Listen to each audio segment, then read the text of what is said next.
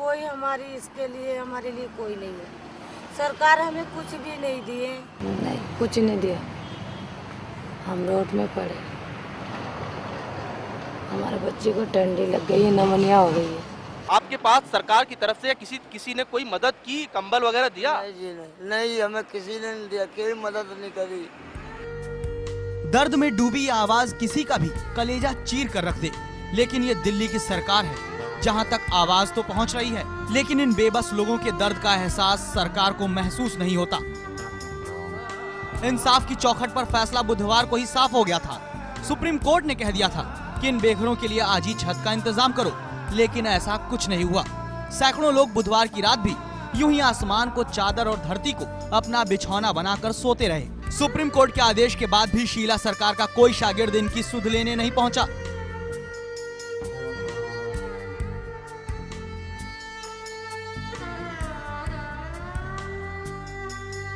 Sir छुपट के सो जाते, चादर ओढ़ के, नींद नहीं आती, ऐसे अपने लेटे रहते हैं आंख बंद करके।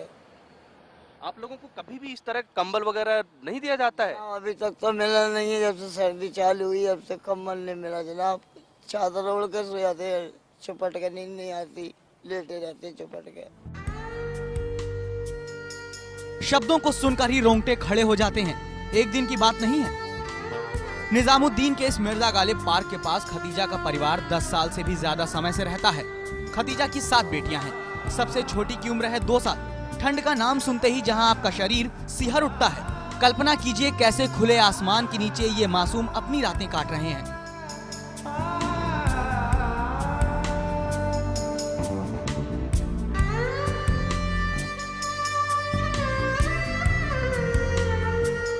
नहीं है कोई सड़क, कोई हमारी इसके लिए हमारे लिए कोई नहीं है। सरकार हमें कुछ भी नहीं दिए। हम यहाँ लाइन बसेरा है, वहाँ पर मैंने गए थे, वहाँ जगह ही नहीं है, तो अपने बच्चे लेके हम कहाँ रहें। हम सड़क के ऊपर अपने बच्चे लेके पड़े रहते, सर्दी जुकाम आंधी बारिश में हम पड़े रहते। हम गरीब मजबूर इंसान हूँ, हमारी कोई औकात नहीं है। एक हफ्ता पहले तक इस जगह पर किलकारियां गूंज रही थीं, लेकिन अब सन्नाटा पसरा है, इसलिए कि अब यहाँ रहने वाले बच्चे हमेशा के लिए बहुत दूर जा चुके हैं। घर वाले कंबल का इंतजाम नहीं कर सकते थे, नतीजा बच्चों की मौत हो गई।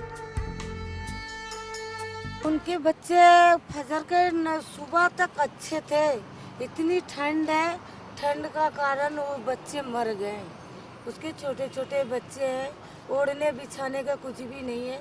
ऐसे तो हमारी भी नहीं है ओढ़ने बिछाने का।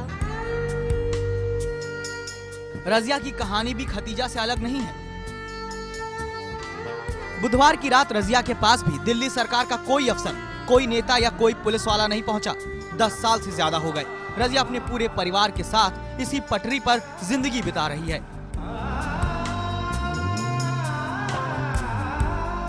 हमारा तो आधी जिंदगी कट गई ऐसी सर्दी में। ऐसी सर्दी में, गर्मी ठंडी सभी में। अच्छा, अभी आपको अगर जगह मिलती है रहने के लिए तो आप?